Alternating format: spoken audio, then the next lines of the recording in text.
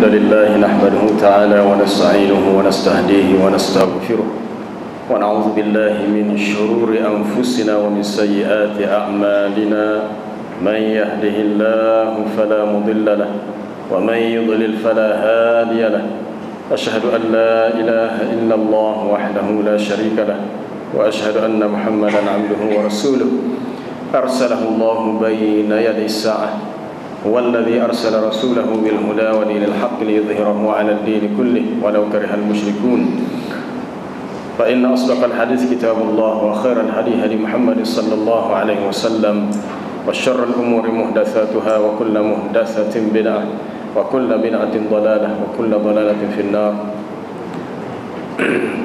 صلوات الله وسلامه عليه وعلى آله وأصحابه ومن تبعهم بإحسان إلى يوم الدين اللهم علمنا ما ينفعنا اللهم زدنا علما وارزقنا فهما أما بعد.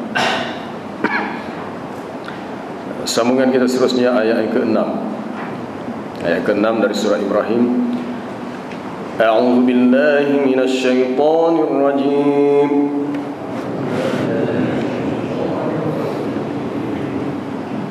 Bismillahirrahmanirrahim.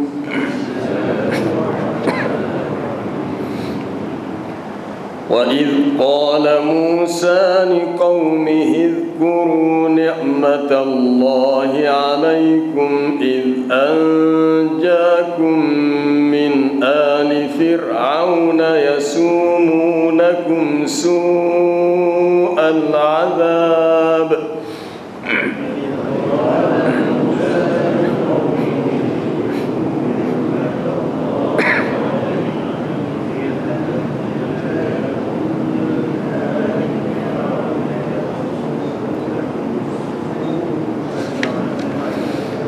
يسومونكم سوء العذاب ويذبحون أبناءكم ويستحيون نساءكم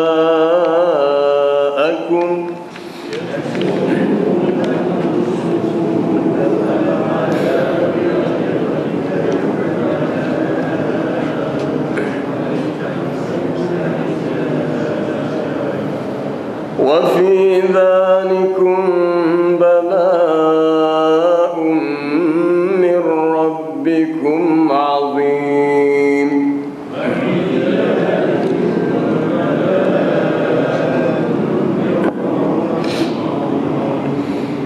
وإذ تأذن ربكم لئن شكرتم لأزيدنكم ولئن كفرتم إن عذابي لشديد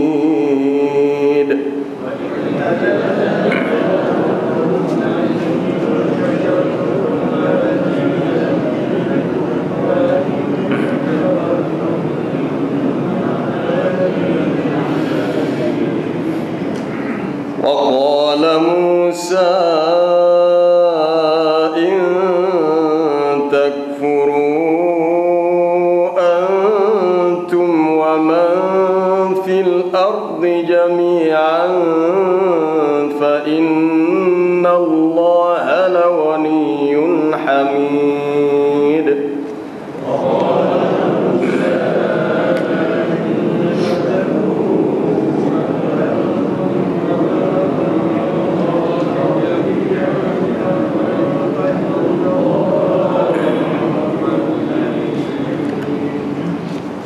Sadaqallahu azim. Wa idh qala Musa liqaumihi idhkuru ni'matallahi 'alaikum. Dan ingatlah ketika Musa berkata kepada kaumnya, ingatlah kamu akan nikmat Allah Ta'ala ke atas kamu ketika dia menyelamatkan kamu daripada pengikut-pengikut Fir'aun yang telah mengenakan kepada kamu, merasakan kepada kamu dengan seburuk-buruk azab, siksaan, dan dia telah menyembelih hidup-hidup anak-anak lelaki kamu dan membiarkan hidup anak-anak perempuan dalam keadaan hina. Wa fi dzalikum bala'un min rabbikum 'azim. Dan pada yang demikian itu merupakan suatu bala, suatu musibah ujian yang besar daripada Tuhan kamu. Wa idh ta'adzana rabbukum la in syakartum la azidannakum. Dan ingatlah ketika Tuhan kamu memberitahu, sekiranya kamu bersyukur nescaya aku tambahkan untuk kamu. Wala in kafartum inna azabi la syadid. Dan sekiranya kamu kufur, yakni tidak bersyukur dengan nikmatku, sesungguhnya azabku sangatlah berat dan dahsyat. Wa qala Musa in takfuru antum wa man fil ardi jami'an. Dan berkatalah Musa, sekiranya kamu wahai Bani Israel dan juga seluruh manusia di atas muka bumi ini kufur atau engkar kepada Allah, fa inna Allah la ghaniyyun hamid, maka sesungguhnya Allah Ta'ala itu bersifat maha kaya lagi maha terpuji. Menyambung kembali kisah Nabi Musa alaihi salam yang telah kita baca dalam ayat sebelumnya, diutuskan baginda kepada Bani Israel untuk menyelamatkan mereka daripada kongkongan, cengkaman, penyiksaan, penindasan seorang pemerintah yang zalim yang disebut dalam Quran berulang kali kisahnya, yaitu Fir'aun, untuk mengeluarkan Bani Israel daripada kegelapan, daripada penindasan kepada cahaya, dan mengingatkan mereka supaya sentiasa mengenang akan hari-hari yang telah berlalu sebelumnya kepada umat terdahulu. Lalu Nabi Musa berkata, ayat yang sebegini bukannya sekali dua, banyak kali disebut dalam Al-Quran. Ingatlah ketika Musa berkata kepada kaumnya, uzkuru nikmatallah, ingatlah kamu kepada nikmat Allah ketika mana kamu diselamatkan daripada Fir'aun yang mengejar kamu bersama dengan bala tenteranya. Ingat kepada nikmat Allah ini salah satu perkara yang membawa kepada kejayaan, yang membawa kepada seseorang menjadi orang yang bersyukur. Fadhkuru ala Allahi la'allakum tuflihun, maka hendaklah kamu ingat, kamu sebut nikmat Allah Ta'ala ke atas kamu, mudah-mudahan kamu menjadi orang yang bersyukur.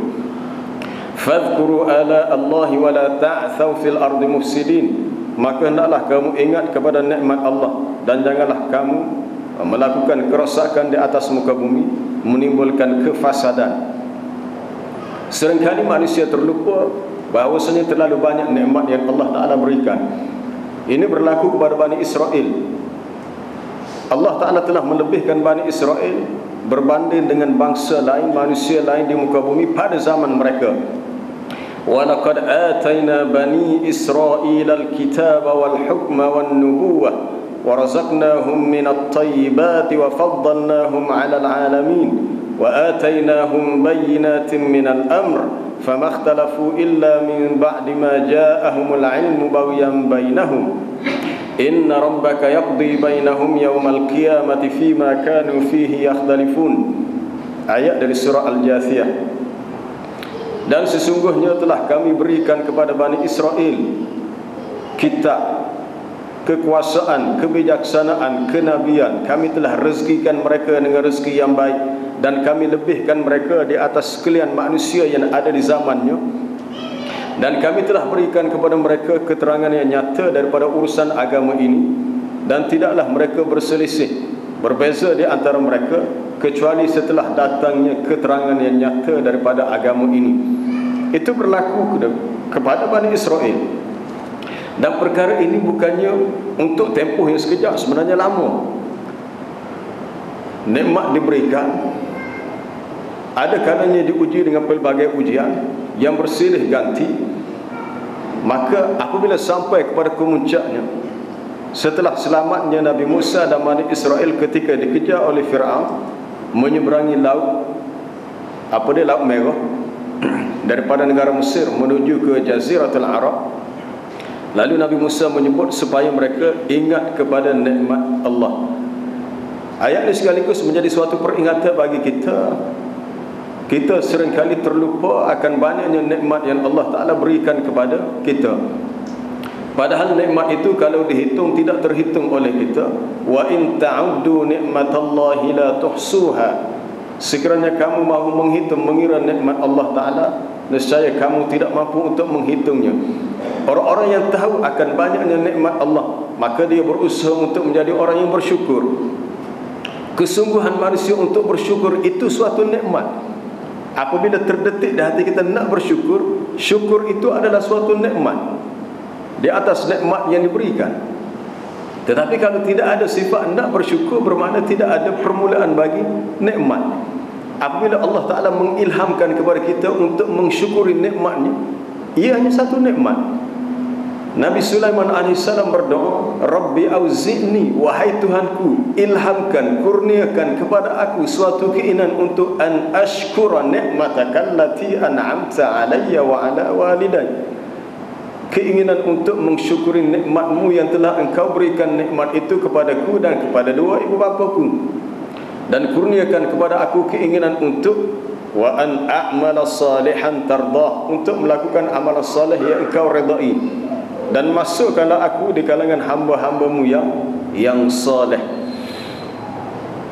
Apa nikmat Allah Ta'ala kepada kita? Allah Ta'ala melebihkan kita, khususnya kalau kita di Malaysia, kita orang Melayu, Allah Ta'ala beri kepada kita nikmat Islam yang tidak diberikan kepada bangsa lain. Sebab majoriti orang Melayu di Malaysia, bila disebut Melayu dikatakan Islam, sehingga sinonim Melayu Islam, Islam Melayu. Walaupun Islam itu adalah agama, Melayu adalah bangsa. Walaupun bangsa lain ada juga Islam. Ini suatu nikmat. Walaupun Allah Ta'ala tidak jadikan kita bangsa Arab, tetapi Allah Ta'ala melebihkan kita bangsa Melayu sebagai suatu keturunan manusia yang mudah menerima ajaran agama yang benar dan diberi kelebihan. Kita boleh baca Quran dengan baik.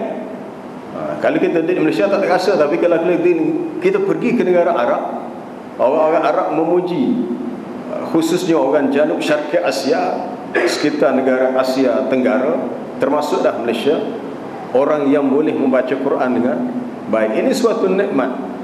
Fadlum minallahi wa ni'mah, suatu fadlan minallahi wa ni'mah, satu kurniaan dan nikmat kepada yang Allah Ta'ala berikan kepada kita, yang selayaknya untuk kita syukuri. Nikmat yang dimaksudkan di sini adalah ketika mereka diselamatkan daripada Fir'aun setelah hidup berpuluh-puluh tahun untuk tempoh yang sangat lama terseksa, kerana pertamanya anak-anak yang kecil disembelih. Mereka telah merasakan kepada kamu, yasumunakum mana yudhiqunakum, merasakan kepada kamu dengan seburuk-buruk azab siksaan. Anak-anak kecil dibunuh. Anak-anak kecil dibunuh dengan sebab mahu menyekat supaya tidak lahir dalam kalangan Bani Israel orang yang akan menjatuhkan kerajaannya. Rupa-rupanya kehendak Allah Ta'ala tidak dapat ditahan, kehendak Allah Ta'ala tidak dapat disekat. Orang yang hendak dibunuh itu tidak menjadi mangsa pembunuhan, hidup dan membesar dalam istananya.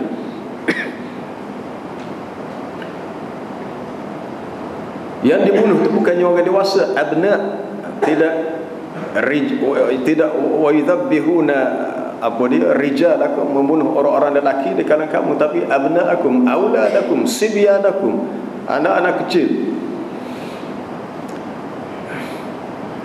Dalam sejarah dunia Arab masa kini, kalau kita baca sejarah yang berlaku perkembangan di Syria zaman pemerintah Hafiz al-Assad, bapa kepada Bashar al-Assad sekarang, apabila berdepan dengan musuh-musuh dia yang dia berusaha untuk mencari rahsianya, maka dia akan mencari, dia suruh orang-orang suruhannya mencari orang berkenaan kampung mana-mana tempat.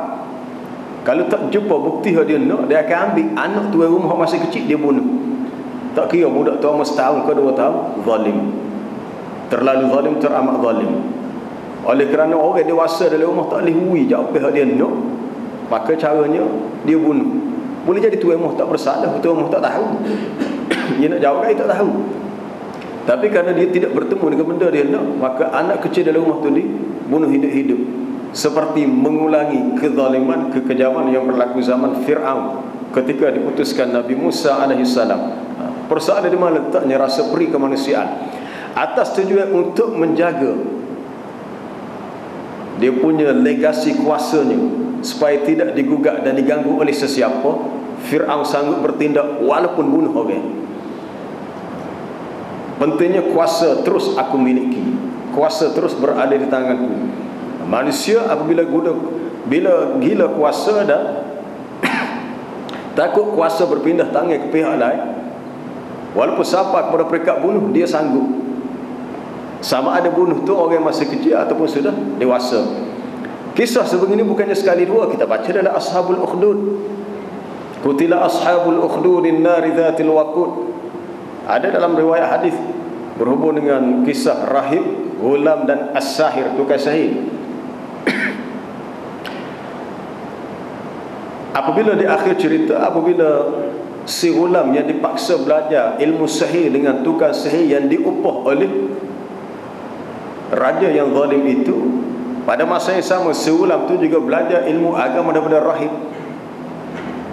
Dan oleh kerana ghulam itu telah berjaya melaksanakan dakwah, mengajak masyarakatnya beriman kepada Allah, dan mereka telah membuat berbagai perancangan untuk bunuh ghulam.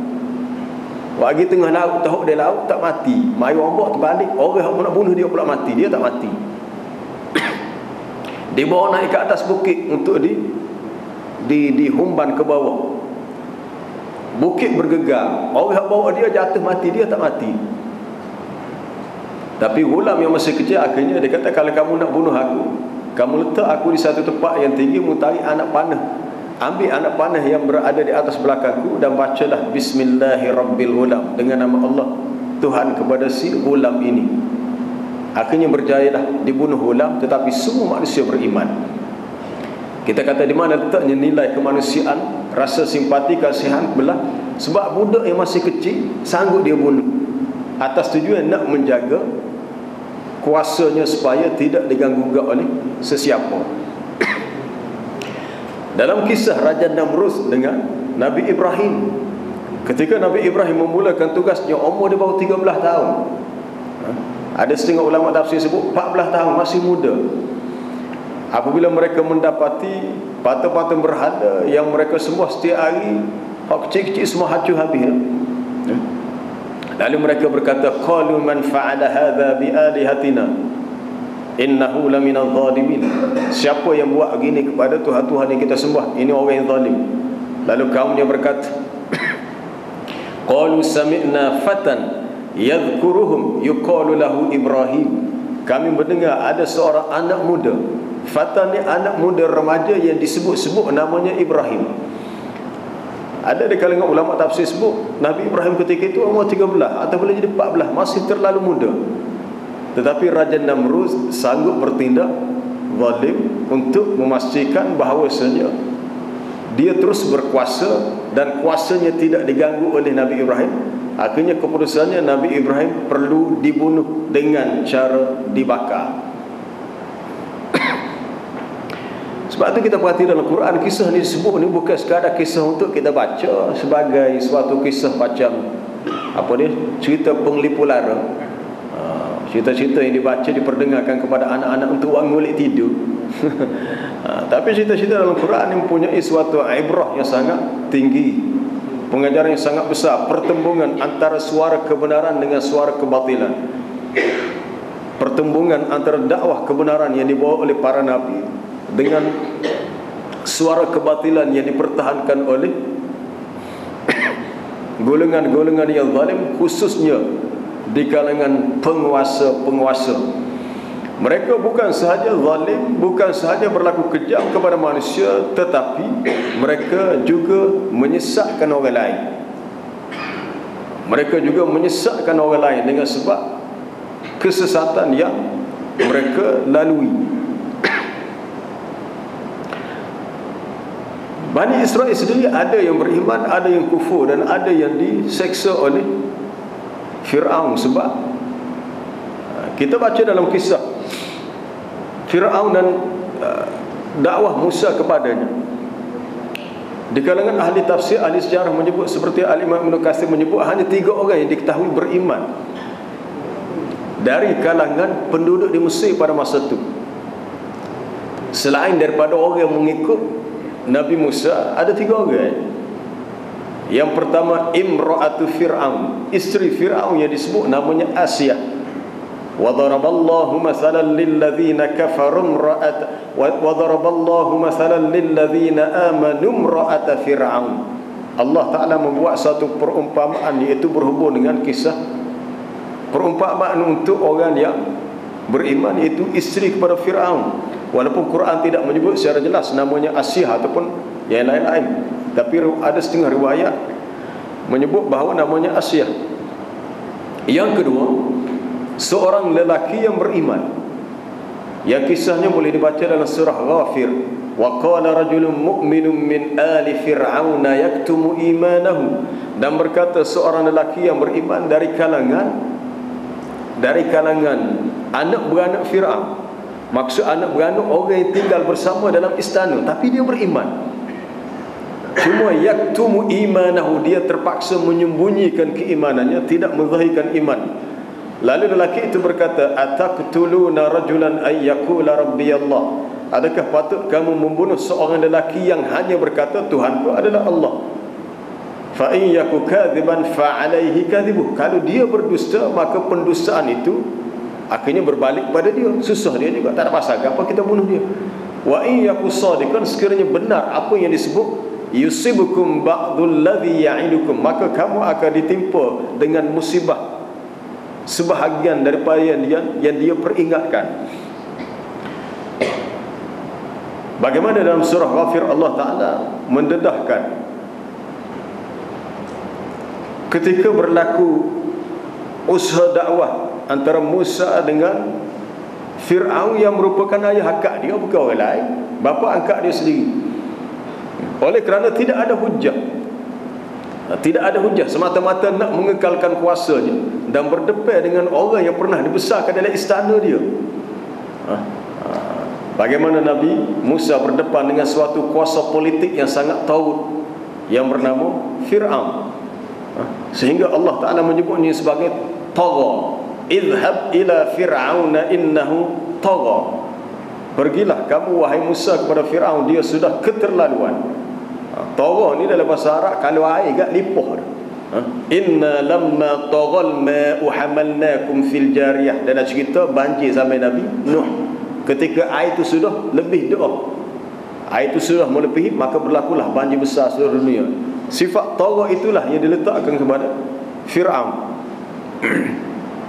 Jadi oleh kerana tidak ada hujah, maka akhirnya Musa berkata, Fir'aun berkata, wa qala fir'aunu dharuni aqtul Musa wal yad'u rabbah, wahai pembesar-pembesarku, biarkanlah aku akan bunuh Musa, dan kalau dia rasa dia ada dia ada kemampuan, biarkanlah dia berdoa kepada Tuhannya. Aku nak bunuh dia. Dia ni tak ada benda lain sebentar agak, kalau bahasa sekarang tak ada benda lain sebentar agak semai hajat. Maka orang yang menuduh orang lain meminta sesuatu kepada Allah atas kesukahan yang dihadapi, sebenarnya tidak faham bahawa setiap apa yang berlaku dalam kehidupan kita perlu merayu dan minta kepada Allah. Lalu kata Fir'aun, aku akan bunuh dia, wal yad'u, biarkan dia berdoa kepada Tuhannya. Adakah Tuhannya akan selamatkan dia? Inni akhafu an yubaddila dinakum, sesungguhnya aku takut dia akan menukarkan agama kamu. Wahai orang-orang di Mesir, aku bimbang Musa ni kalau dibiarkan, dia akan menukarkan agama asal kamu. Au an yuzhira fil ardil fasad, atau dia akan menzahirkan kefasadan, kerosakan atas muka bumi. Nabi Musa hak baik tu pula dituduh nak buat jahat. Fir'aun selama ni bunuh orang, bunuh anak kecil, dianggap baik. Dunia sudah terbalik. Apabila orang nak menegakkan agama Allah pula dituduh untuk membawa kerosakan dalam masyarakat. Sejarah itu berulang. Dia akan berulang, bukan sekali dua, berlaku dalam sejarah kehidupan manusia, berlaku di akhir zaman. Dalam hadis Sahih Muslim, Nabi SAW bersabda, sinfani min ahlin nar lam arahuma, ada dua golongan di kalangan ahli neraka yang aku tidak pernah melihatnya. Sebab dua golongan ini tidak wujud zaman Nabi, tetapi wujud zaman selepasnya, khususnya di akhir zaman. Golongan yang pertama ialah qaumun ma'ahum siyatun ka'adnabil baqar yadribu bihan nasa. Suatu kaum yang mempunyai siyat, sautun, tali cemeti, tali pemukul, kai pemukul, seperti ekor-ekor lembu yang digunakan tali cemeti itu untuk dia memukul manusia. Maksudnya akan wujud di akhir zaman golongan-golongan yang zalim, yang bertindak sewenang-wenangnya ke atas orang yang tidak bersalah atas nama untuk mengekalkan kedudukan dan kuasanya. Yang kedua Nabi sebut dalam hadis itu ialah wanita-wanita yang berpakaian tetapi bertelanjang, nisa yang kasiyat ariyat mumilat mailat ru'usuhunna ka'asnimatil bukhtil mailah. Wanita-wanita yang berpakaian tetapi dia anggap bertelanjang, jalannya lenggang-lenggu dalam keadaan kiri kanan atas kepalanya seperti bonjolan belakang unta. Mereka ini tidak akan mendapati bau syurga, walaupun syurga itu jaraknya jauh begini dan begini.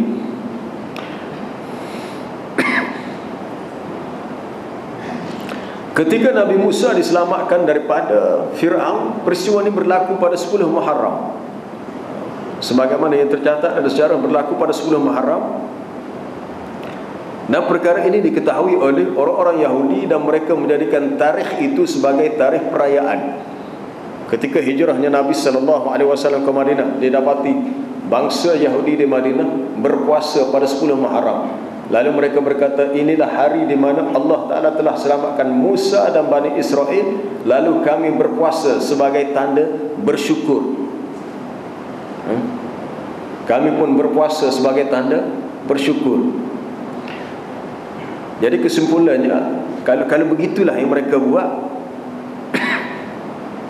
apa sahaja nikmat yang kita perolehi dalam kehidupan kita sebaiknya disusuli dengan amalan soleh, termasuklah berpuasa sunat. Jadi peringkat awal puasa sunat Musim Haram ni adalah wajib.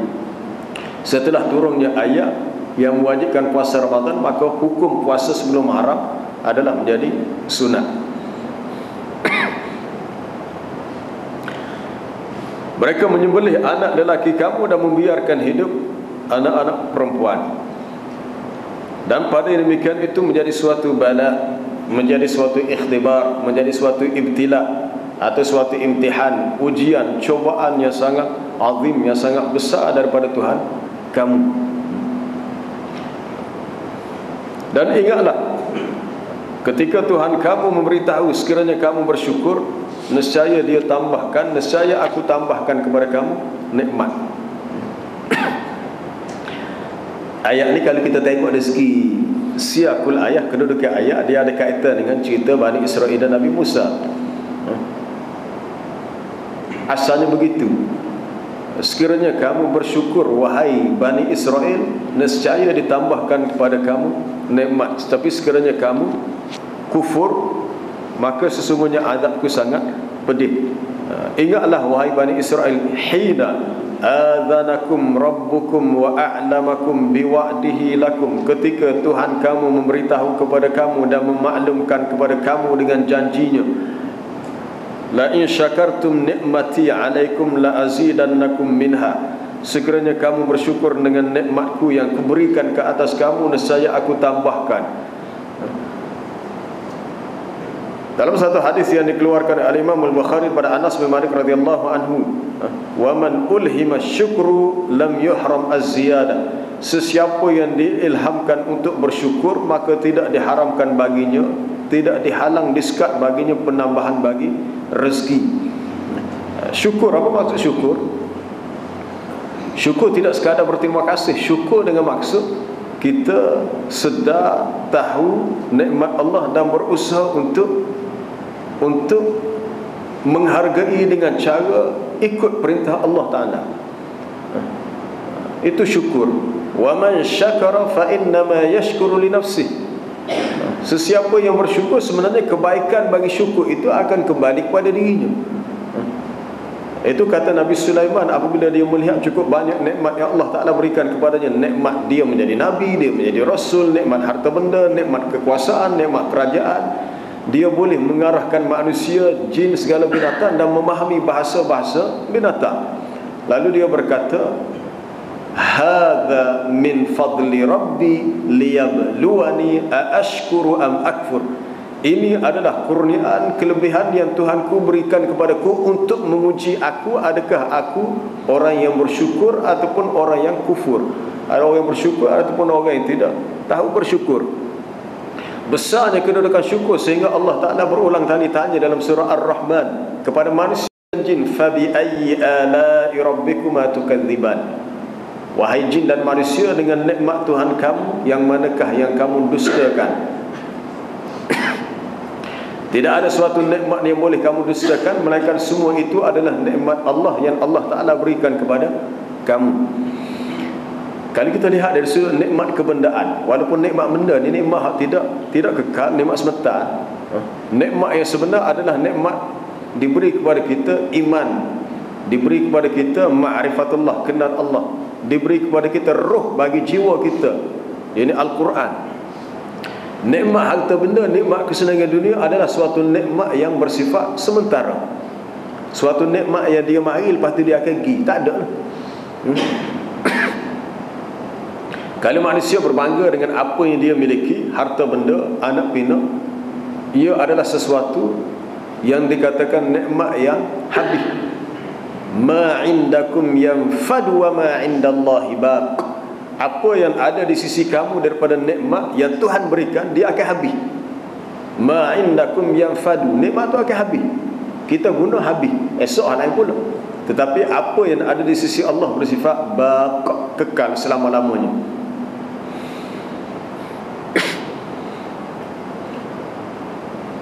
Kalau seseorang itu menghitung apa-apa sahaja nikmat yang ada di dunia, sebenarnya yang dia rasa itu, walaupun diberikan oleh orang lain itu hanya sebagai saluran sahaja, sebagai saluran, hakikatnya daripada Allah, hakikatnya daripada Allah.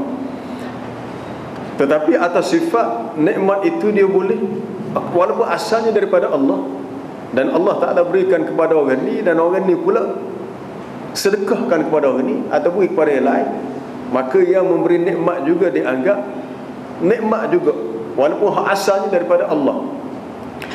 Wa iz taqulu lilladzi an'ama Allahu alaihi wa an'amta alaihi amsik alayka zawjak. Ini kisah Nabi berkata kepada anak akak dia Zaid, ingatlah ketika engkau Muhammad berkata kepada orang yang engkau beri nikmat kepadanya dan Allah Ta'ala beri nikmat kepadanya. Dan ingatlah ketika engkau berkata kepada orang yang Allah Ta'ala beri nikmat ke atasnya dan kamu juga beri nikmat. Wa iz taqulu lillazi, allazi itu maknanya Zaid bin Harithah, an'ama Allahu alaihi, Allah Ta'ala telah beri nikmat ke atasnya, wa an'amta alaihi, kamu juga beri nikmat. Maksud Nabi beri nikmat, rezeki yang Allah Ta'ala tentukan kepada Zaid sebagai anak angkat Nabi melalui Nabi SAW sebagai bapa akak dia. Jadi situ Allah Ta'ala memerintahkan kepada Nabi supaya beritahu Zaid, amsik alaika zawjak, tahanlah isteri kamu, jangan kamu tergesa-gesa untuk menceraikannya. Isterinya itu ialah Zainab binti Jahsh sebelum berlaku perceraian. Kita boleh ambil daripada ayat itu, an'amallahu alaihi wa an'amta alaihi, yang Allah Ta'ala beri nikmat ke atasnya, yang kamu beri nikmat. Yang pertama dalam bentuk yang hakiki, dan yang kedua dalam bentuk yang bersifat majazi. Segala nikmat ni Allah Ta'ala beri kita. Kalau si anak tu mak ayah dia beri nikmat dia, itu bersifat majazi. Sebab itu pihak orang yang katakan orang yang menggunakan nikmat kebendaan ini sebagai modal untuk berpolitik, dia kata kena sokong kami lah, sebab segala kesenangan kamu, projek pembangunan kami sediakan, tak boleh guna modal tu. Tak boleh guna modal tu sebab mereka bukanlah pemberi nikmat secara hakiki, mereka hanya pemberi nikmat secara majazi. Tetapi bukan bermakna kita tak perlu terima kasih, perlu. Tetapi berterima kasih kepada manusia bukan sampai kepada peringkat kita engkar dan kufur kepada Allah. Sebab tu dalam kisah Nabi Musa dan Fir'aun sendiri, Nabi Musa telah dibesarkan dalam istana Fir'aun sekitar 18-19 tahun. Bermakna Nabi Musa AS telah terhutai budi dengan Fir'aun. Dia ni anak angkat masa kecil dipelihara. Boleh baca dalam kisah surah surah Asy-Syu'ara dan juga surah Al-Qasas. Jadi bila Nabi Musa pergi ke istana Fir'aun dakwah, lalu kata Fir'aun, wa fa'alta fa'lataka allati fa'alta wa anta minal kafirin. Kamu wahai Musa dulu pernah buat satu perbuatan yang salah. Kamu telah menumbuk mati seorang pengikutku, lepas kamu lari daripada Mesir pergi ke Madian. Dan sekarang wa anta minal kafirin, kamu termasuk orang yang tak erti berterima kasih. Apabila Fir'aun menuduh Musa itu kafir, wa anta minal kafirin, dia tuduh Musa itu kafir. Maksud kafir di sini minal kafirina linikmati alaika, kamu tak erti nak berterima kasih dengan nikmat aku beri selama kamu dibesarkan di istana. Tapi adakah perlu Nabi Musa ni berterima kasih? Tak perlu. Tak perlu, sebab hakikatnya berterima kasih dan bersyukur itu kepada Allah. Kecuali kalau orang yang beri nikmat dia juga orang yang beriman, itu lain. Sebagaimana disebut dalam hadis Sunan Tirmizi, dalam Sunan Abi Daud, la yashkurullah man la yashkurun nas. Tidak dikira berterima kasih atau bersyukur kepada Allah sesiapa yang tidak berterima kasih kepada manusia. Maksud manusia di sini manusia yang juga bersyukur kepada Allah, yang apabila dia beri nikmat maka kita juga menghargai nikmatnya. Tapi kalau kita menghargai nikmat yang diberikan oleh seseorang yang kufur kepada Allah, adakah ia sesuatu yang perlu?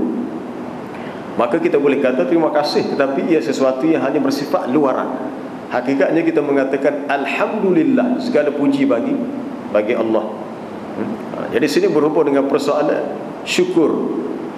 Selepas selamat daripada dikejar oleh Fir'aun dan pengikutnya, maka Allah Ta'ala mengingatkan la in syakartum, kalau kamu bersyukur di sini kamu perlu terus beriman. Wahai Bani Israel, kamu terus perlu beriman dan tidak boleh kamu buat perangai-perangai yang tidak baik. Panjang kisah dia lepas dia selamat daripada laut tu, panjang kisah dia. Aku nak baca sikit daripada Qasasul Anbiya oleh Ibnu Katsir. Dia menyebut setelah Musa dan Bani Israel jawazul bahra wa dhahabu qasidina ila biladis Syam, apabila mereka telah melepasi laut, lepas daripada laut, Fir'aun mati dah, tinggal di laut, dan mereka telah pergi untuk menuju ke negeri Syam. Pergi ke negeri Syam daripada Mesir, litah laut Merah menuju ke utara ke Syam, dan mereka berada selama 3 hari tetapi tidak menjumpai air. Thumma la yajidu ma'an. Kemudian bertanyalah orang di sekitarnya, macam mana nak cari air? Cari jumpalah, tetapi air yang hujan yang sangat masin. Lam yastati'u syurbahu, tak mampu untuk diminum. Lalu Allah Ta'ala memerintahkan kepada Nabi Musa untuk mengambil khasyabah, sekeping kayu ataupun sebatan kayu, diletakkan dalam air yang masin itu, lalu bertukarlah air menjadi tawar dan boleh diminum. Fahala wasara. Lalu Allah Ta'ala mengajar kepada Nabi Musa di situ beberapa perkara yang fardu dan beberapa perkara yang sunat, dan diwasiatkan kepadanya dengan wasiat yang banyak. Thumma dzakkarahum nikmatallahi alaihim. Kemudian Nabi Musa mengingatkan kepada mereka akan nikmat Allah Ta'ala ke atas mereka, dan mereka telah dilebihkan atas sekalian orang-orang yang ada di dunia ini dengan ilmu, dengan diutuskan Rasul kepada mereka.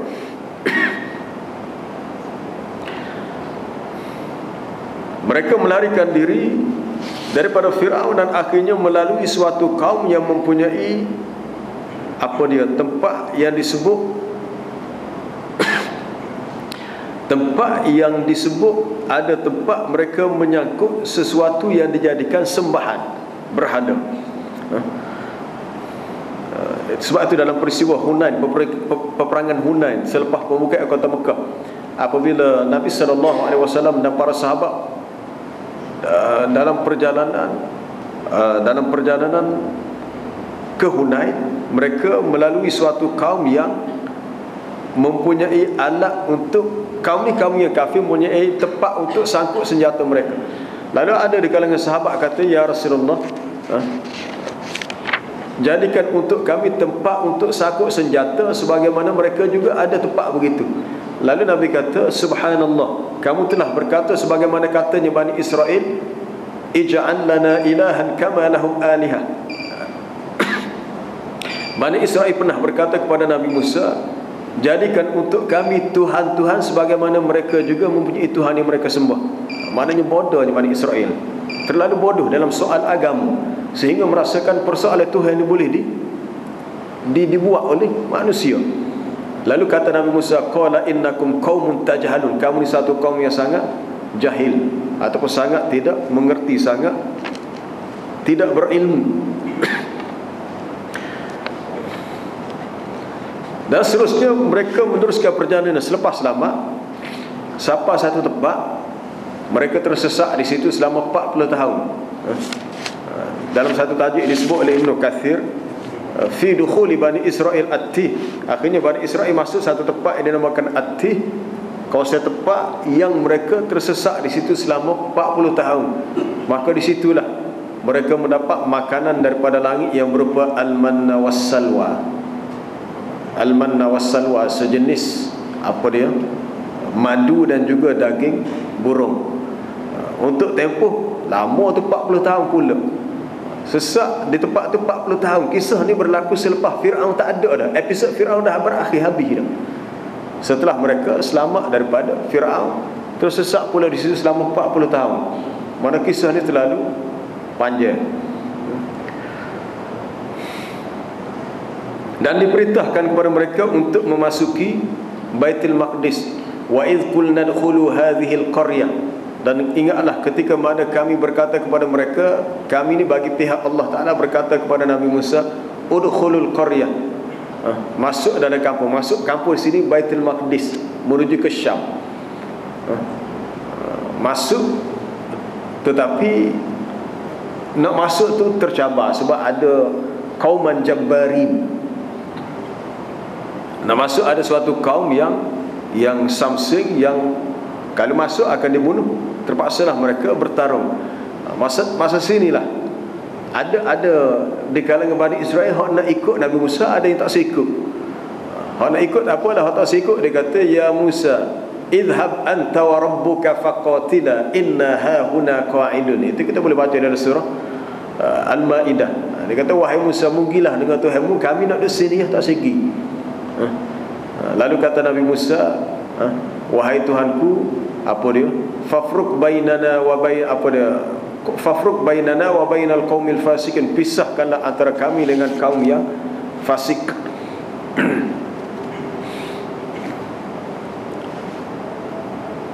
Wa qala Musa in takfur. Kita sambung balik untuk ayat yang berikutnya.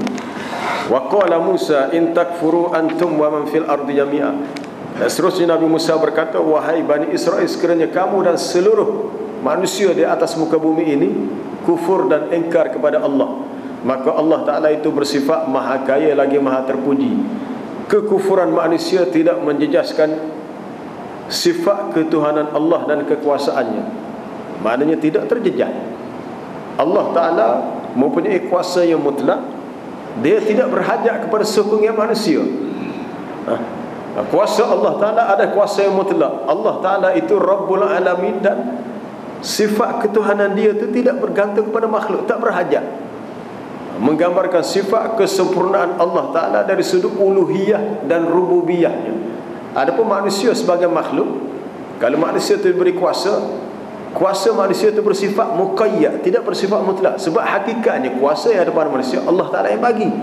Qulillahumma malikal mulk, katakanlah, ya Allah, engkaulah yang memiliki segala kuasa dan kerajaan. Tu'til mulka man tasha' wa tanzi'ul mulka mimman tasha'. Engkau berikan kuasa dan kerajaan kepada sesiapa yang engkau kehendaki, dan engkau boleh cabut balik daripada sesiapa yang engkau kehendaki.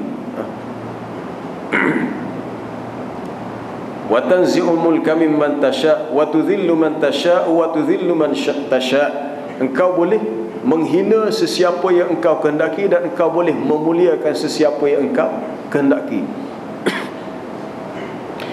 Jadi kuasa yang mutlak itu adalah milik Allah. Kalau semua manusia atas muka bumi ni, kata Musa, jami'an, semua sekali, kufur kepada Allah Ta'ala, maka Allah Ta'ala bersifat maha kaya, dia tidak perlu kepada makhluknya. Ini suatu perbezaan antara kuasa Allah yang mutlak lagi maha agung berbanding dengan kuasa manusia yang bersifat sedikit dan sementara. Dalam sistem demokrasi, kalau seseorang yang berkuasa tidak lagi dipilih, maka tak adalah kuasa dia. Tetapi Allah Ta'ala tidak berhajat kepada semua manusia menyokong Allah. Sama ada setuju dengan Allah Ta'ala, tak setuju nak ikut agama, tak seikut nak ikut, Allah Ta'ala tetap Allah Rabbul Alamin, Allah Ilahul Alamin. Tidak ada sesuatu yang dapat menjejaskan walau sedikit kuasanya.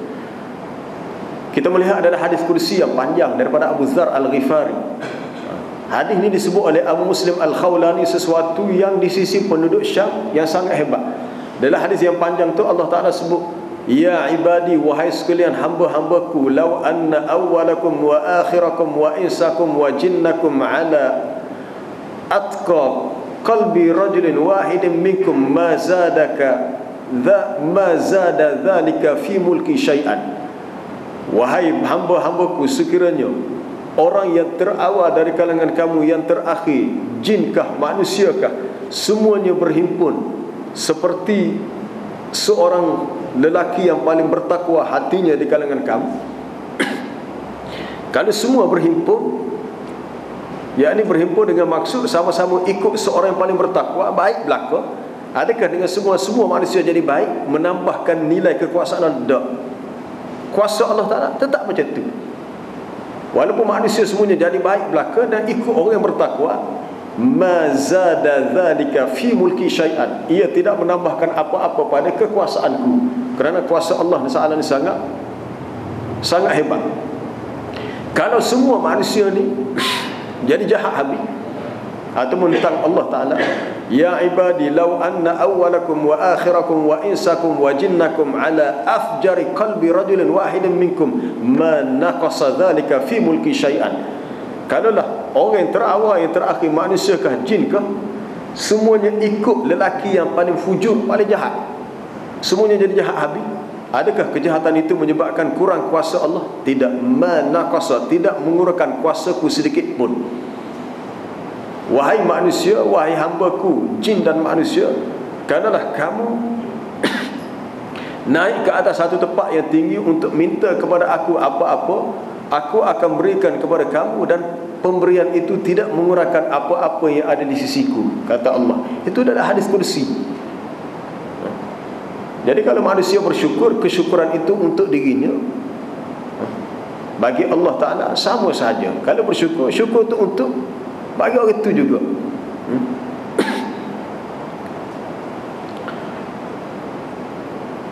Dalam kisah Bani Israel juga, dalam di awal surah Al-Isra, in ahsantum ahsantum li anfusikum wa in asatum falaha.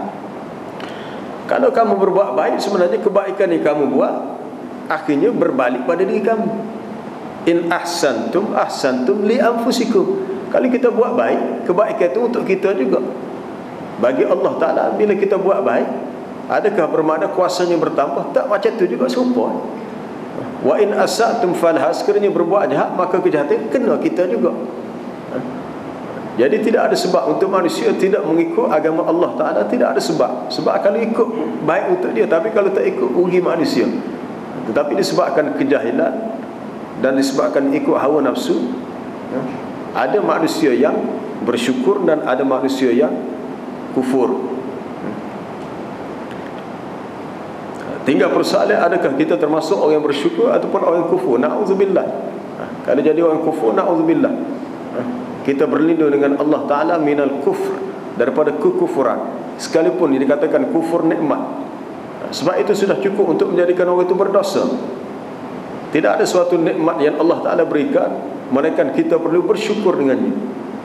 Seperti disebut dalam ayat sebelumnya, wa in ta'uddu nikmatallahi la tuhsuha. Sekiranya kamu menghitung, mengira nikmat Allah Ta'ala, maka kamu tidak dapat dan tidak mampu untuk menghitungnya, untuk mengiranya. Kita duduk di Kelantan ni, alhamdulillah, suasana keislaman yang sangat baik. Kita berada di bawah kepimpinan ulama yang sangat baik. Walaupun ada kelemahan sikit sebanyak, itu boleh dibaiki. Ini suatu nikmat. Alangkah tidak bersyukurnya bagi orang yang rasa nikmat ini perlu ditukar atau diubah ganti. Tak perlu. Kekurangan boleh dibaiki. Apabila para sahabat merasa alangkah baiknya, alangkah indahnya hidup dalam suasana nikmat Islam, walaupun ada perkara-perkara yang tidak baik berlaku di akhir-akhir zaman sahabat, zaman Khulafaur Rasyidun, tetapi bukan bermakna ajaran agama perlu diletak tepi. Tak. Agama dijadikan agenda yang utama dalam kehidupan. Agama dijadikan agenda utama dalam kehidupan. Soalan yang berlaku itu adalah melibatkan soal teknikal yang perlu kepada musyawarah. Sebab itu keadaan yang penting dalam kehidupan manusia perlu kepada ad-dinun nasihat. Agama itu adalah nasihat. Agama adalah nasihat. Khususnya nasihat liwalati umur, kepada golongan pemimpin. Perlu dinasihat, perlu ditegur untuk diperbaiki.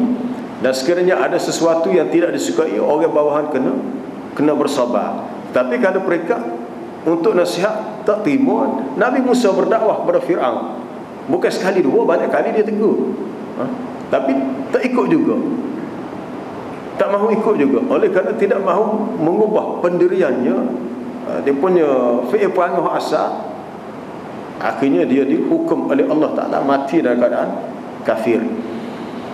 Wallahu a'lam. Subhanakallahumma bihamdika asyhadu an la ilaha illa anta astaghfiruka wa atubu ilaik. Wal 'asri innal insana lafi khusr illa alladhina amanu wa 'amilus solihati wa tawassaw